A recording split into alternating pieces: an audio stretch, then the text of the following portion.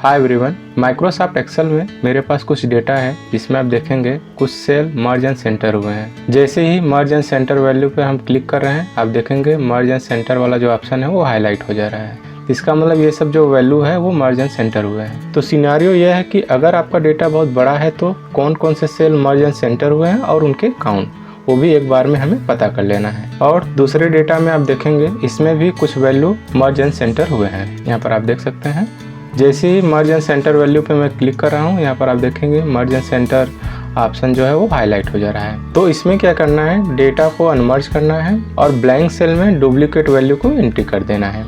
तो आइए सबसे पहले ये देख लेते हैं कि आपकी डेटा में कितने सेल मर्ज एंड सेंटर हुए हैं और उनके काउंट। तो सबसे पहले क्या करना है, डेटा को सिलेक्ट कर लेना है। कंट्रोल F प्रेस करके आप डेटा को सिलेक्ट कर लेंगे। फिर नेक्स्ट कंट्रोल F प्रेस करेंगे। फाइंड एंड रिप्लेस का डायलॉग बॉक्स ओपन हो जाएगा। यहाँ पर आप देखेंगे ऑप्शन का एक बटन दिखाई दे रहा है, इस पर आपको क्लिक कर लेना है। फिर नेक्स्ट आप देखेंगे फॉर्मेट का ऑप्शन दिखाई दे रहा है, इस पर आपको क्लिक कर लेना है। फॉर्मेट ऑप्शन पर क्लिक करेंगे तो आप देखेंगे फाइंड फॉर्मेट का डायलॉग बॉक्स ओपन हो जाता है। यहाँ पर आप देखेंगे अलाइनमेंट का ऑप्शन दिखाई दे रहा है, इस पर आपको क्लिक कर लेना है।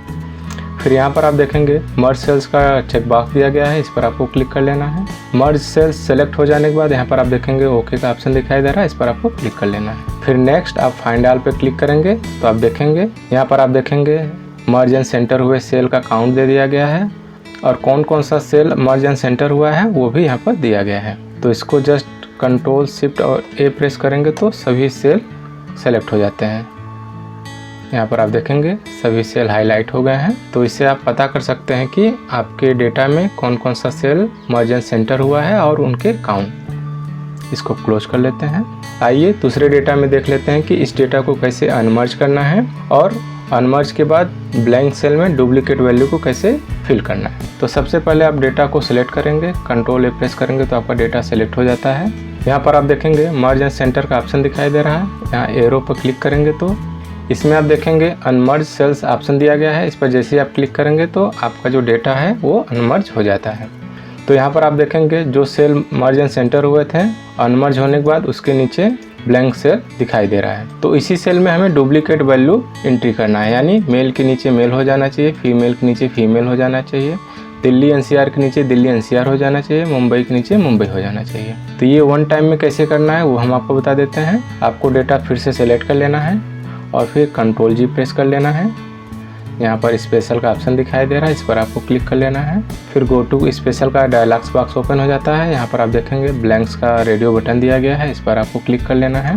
ब्लैंक्स रेडियो बटन सेलेक्ट हो जाने के बाद आपको ओके पर क्लिक कर देना है। तो आप देखेंगे आपके डेटा में जितने भी ब्लैंक सेल हैं वो सिलेक्ट हो जाते हैं। फिर नेक्स्ट आपको इक्वल का साइन लगाना है और ऊपर वाला जो भी वैल्यू रहेगा उसको सेलेक्ट कर लेना है और फिर कंट्रोल के साथ इंटर जैसे ही प्रेस करेंगे तो आप देखेंगे आपके डेटा में ब्लैंक सेल में डुप्लीकेट वैल्यू एंट्री हो जाता है। तो जैसा कि यहाँ पर आप देख सकते हैं आपके ब्लैंक सेल में डुप्लीकेट वैल्यू एंट्री हो गया है। तो इस तरह से आप बड़े डेटा में मर्ज एंड सेंटर हुए सेल को काउंट कर सकते हैं और कौन कौन सा सेल मर्ज एंड सेंटर हुआ है वो भी आप देख सकते हैं। And second, merge and centre हुए डेटा को अनमर्ज कर सकते हैं और अनमर्ज के बाद ब्लैंक सेल में डुप्लीकेट वैल्यू एंट्री कर सकते हैं। आई होप कि ये वीडियो आपको अच्छा लगा होगा। वीडियो अच्छा लगा हो तो लाइक करें, शेयर करें और चैनल को सब्सक्राइब करना ना भूलें। धन्यवाद।